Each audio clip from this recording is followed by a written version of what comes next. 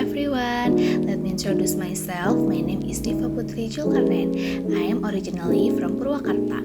I was born in Jakarta. I was born on 21st November 2004. Now my age is 19 years old. I am student majoring in the degree of pharmacy at Poltekkes Kemenkes Tasikmalaya. And now I'm taking second semester. Okay, now I will show you to check out my digital storytelling about reflection. In my opinion, the overall performance is very good and excellent. English learning really needs to be appreciated in order to prepare students who are clever and fluent at communicating. There are still many people who think that learning English is not an important thing. But the fact is that English has a big influence on someone's future. There were many challenges that had to be overcome, such as when I had to understand various material by translating dozens of words in each chapter, most of which I didn't know.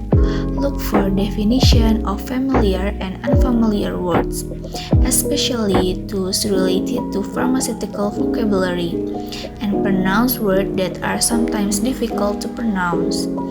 By doing practice question in each chapter, I know more about new vocabulary and trained me how to use English language or sentence properly and correctly. An interesting moment during learning English was when I tried to understand the lesson explained by Mr. Erwin while trying to understand the material presented in English, such as the pronunciation of difficult words, new vocabulary, and listening to what Mr. Erwin said. However, Mr. Erwin also translated it into Indonesian so that it will be easier for his students to understand. However, this teaches ourselves courage about what we feel we cannot do, but we can do it. Even though there are many challenges that I face, I am proud of myself because I can complete each chapter's assignments on time. And I am now experiencing a lot of progress in English, such as learning new vocabulary.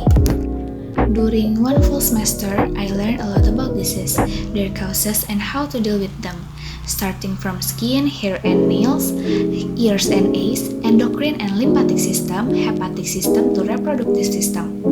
And Mr. Erwin not only explained the material for each chapter, but also teaches things that are not related to the chapter, such as how to pronounce words correctly, part of speech, structure, and sentence pattern. The problem that occurs to me is that when studying online or offline, I still find it difficult to understand the material for each chapter.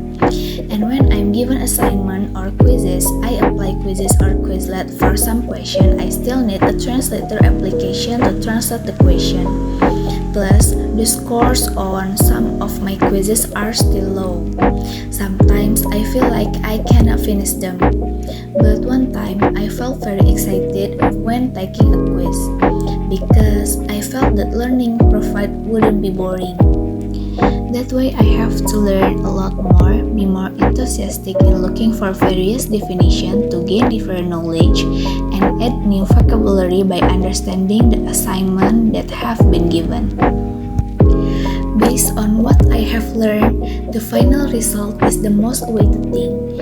Even though the final result is not someone's benchmark, and each person has different final result, but there is definitely struggle behind it.